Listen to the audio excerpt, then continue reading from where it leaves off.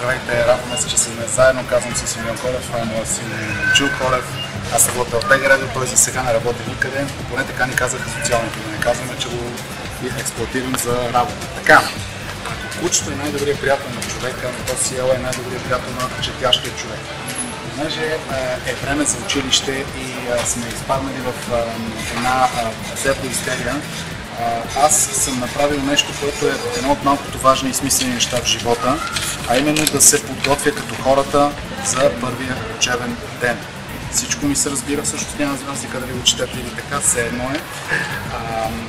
Трябва да ви кажа, че когато ходите на покупки, от ключово значение е да спазвате три основни неща. Първо, да ходите сити, а не гладни. По възможност без деца, обаче за съжаление в момента просто това не може да стане, защото аз с него ще казвам. И трето, по списък. Ние сме с най-важния списък. Какво ни трябва за училище? Откъде да започнем? По списъка ти си имаш раница, нали? Раницата последва и някакви основни неща с раницата. И така, ето неща да с раницата. Само да имаш въображение. Избор е когато страхотен, тази, която си избрал. Ето. Моя си избра тази, струва 74,50, аз имам 60% отстъпка в тези магазини. Така че на мен ще ми бъдат за по-малко пари. Раницата от ключово значение да бъде лека, самата раница, защото децата и без това носят хиляди неща. Дори да им кажеш, че могат да се оптимизират, те си носят допълнителни книжки и такива неща, така че важното е самата раница да е лекичка, да има дебели и меки презрамки, които да не го прежуват детето и да има малко от малко някаква опора на самия кръп. Това съм научил от дългото ми висене с гадни раници и си изкрили кръпа, така че това е отключено значение. Тия неща с двоичките, фломастрите и моливите задължително са, колкото и да ги пазите, те просто се изсветляват и по-хубаво да вземете нови. Ние сме се спряли на Faber-Castell. Чух, че се казва правилно Кащел. Между другото, замъка на Faber-Castell, тази фамилия, е бил използван, сега ще ви кажа нещо интересно, след Втората световна война, по време на процеса в Нюрнберг, в този замък, Faber-Castell, са се помещавали голяма част от делегациите на Съединените щати, на Русия, на Съветския съюз, тогава Омерси и Кошничка. Без пари ли ги дават? Дайте ми още една тогава. Така, значи в този замък, защото е бил един от малкото, които са били разрушени, са били, това е скъпо, са били настанени делегациите на тези, които са подготвили именно Нюрнбергския процес. Така че ето ти фирма, която е пробита с история. Ето ни в царството на тетрадките. Тетрадките просто трябва да ги харесаш и да бъдат максимално с голям формат реалтер.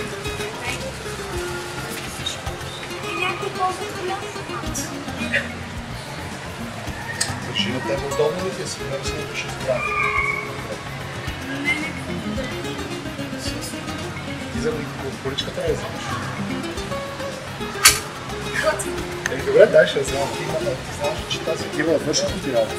Да. Те са също, виж, те са също за 3 предмета. За това ще вземем 5 такива. И 15 предмета. Тази, най-голямата ще вземеш този хареса. Може тя да ми. Подвързи. Подвързите ще намери после. С подвързите работата е много гадна, защото трябва да... Тя е досадна работа, но трябва да я свършим и нея. Дори да е досадно, не трябва да оставаш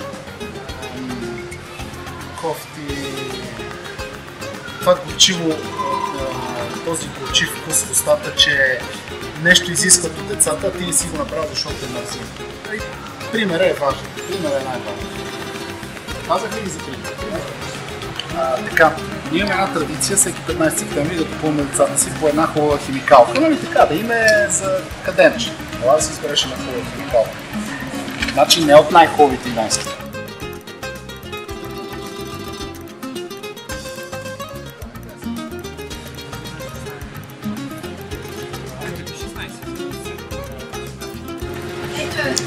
ученето и възпитанието на детето не е само да го подготвиш за училище, но трябва да го възпитаваш всякъде. Все странно. Затова сега ще си вземе един диск на Beatles, защото той вече е четвърти клас и е време да се запознава с истинската класическа музика. Каквато и да е друга музика, той ще срещне, но затова трябва да има сериозни устои, затова сега ще вземе един Beatles.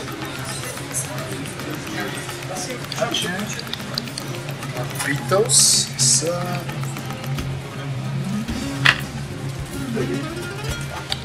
вземем Past Masters.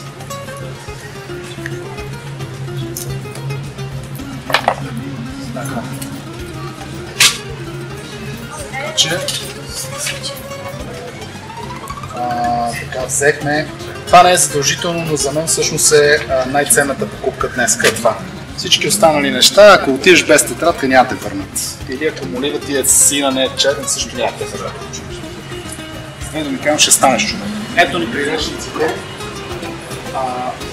Речника и книгите са нещо, от което не трябва да се пести. Значи, ако трябва да замина заедно, обаче книгите и речниците са неща, които добавят продукт към детето.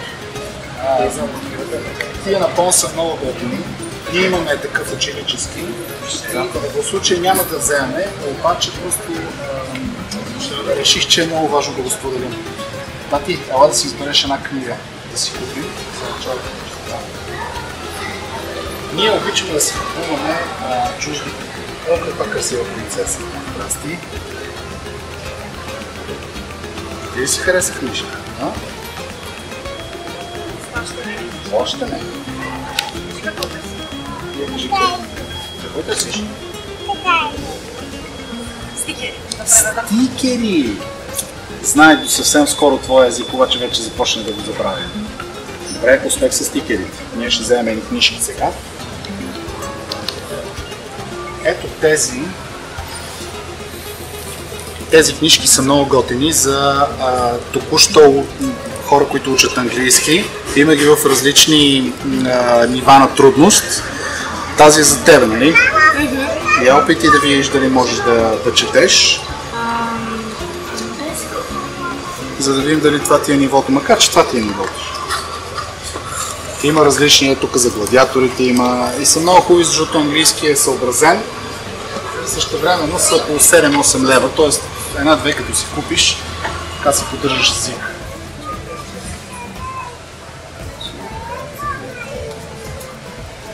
Разкажи, кои са ти любимите теми? Аз сега ще дойда при тебе. Не знам, една от любимите ми теми е космическите енциклопедии, човек и общество също. Такива подобни.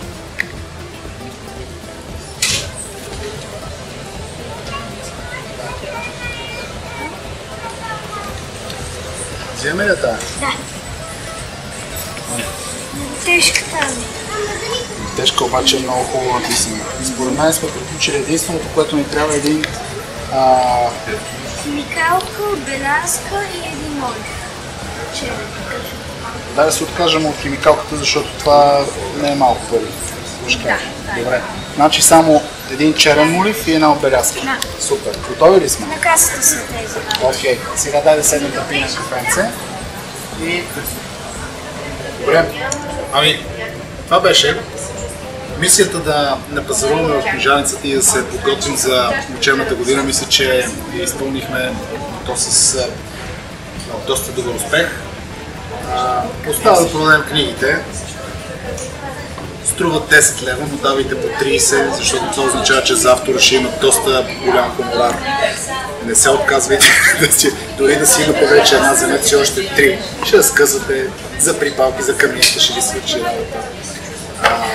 Всичко това е под формата. Шега, разбира се. Радвам се, че бяхме заедно. И не забравяйте, че книжарницата не е само място, от което можеш да влезеш и да си купиш хляб и мляко, защото без хляб и мляко не може, ама без култура на къде бе, братче? Без книги на къде?